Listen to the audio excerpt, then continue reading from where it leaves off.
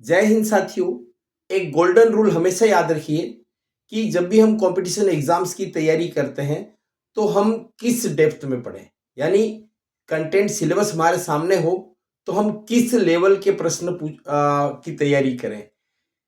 एक सीधा साधा आप देखिए कि 95% क्वेश्चंस ऐसे होते हैं जो आप नॉर्मली तैयारी के आधार पर, जैसी आपकी रिदम है, जैसा आपका पेस है, आप वहां तक पहुंच सकते हैं या ठीक है उसके आसपास पहुंच सकते हैं। लेकिन निश्चित तौर पर 5, 7, 10% क्वेश्चन ऐसे होंगे ही होंगे कि उन तक पहुंचने के लिए आपको वो सारी तैयारी, उस लेवल की तैयारी करनी पड़ेगी जितनी आप बाकी 90 या 95% के लिए कर चुके हैं। इसको एक एग्जांपल से समझिए कि 90 से लेकर 95 प्रश्न तक अगर आपको हल आप चाहते हो कि हल करने में, तो इसके लिए अगर आपको 5000 क्वेश्चंस को पढ़ना पड़ेगा तो बचे हुए 5 या 10% क्वेश्चन के लिए आपको उतने ही 5-7 हजार क्वेश्चंस को पढ़ना पड़ेगा।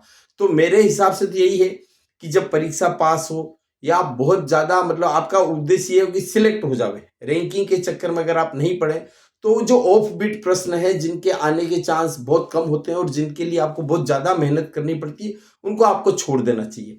एक एग्जाम्पल देखिए कि एक एग्जाम में क्वेश्चन आया था कि सौरभ गांगुली ने हाल ही में 13 शतक लगाया, बताइए इसके लिए उन्होंने कितनी गेंदों का सामना किया।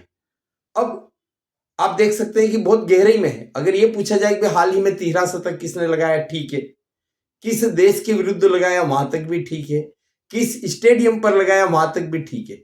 अब कितनी गेंदों का सामना किया बहुत ज्यादा गहराई में हो जाता है, तो इस तरह की गहराई के प्रश्न रेयर केस में आते हैं और उनसे आपके सिलेक्शन पर कोई बहुत ज्यादा प्रभाव नहीं पड़ता है, लेकिन उनकी तैयारी के चक्कर में आपके सिलेक्शन पर प्रभाव पड़ सकता है। हाँ, एक टिप जरूर दूंगा, पुराने पेपर्स में जो ऑफबीट क्वेश्चन रहा हो, चूंकि वो एक बार आ चुका है तो आगे आने वाले एग्जाम के लिए वो एक नॉर्मल क्वेश्चन हो जाता है, उसके रिपीट होने के चांस ज्यादा होते हैं। तो करंट अगर आप तैयारी कर रहे हैं, वर्तमान में अगर आप अपने एग्जाम के हिसाब से तैयारी कर रहे हैं, इस समय आप ऑफबीट क्वेश्चंस को छोड़ दीजिए और पुराने पेपर में अगर ऐसा कोई क्वेश्चन आया है जो अभी भी रिलेवेंट है, उस पर तैयारी जरूर रखिए। धन्यवाद। जय हिंद।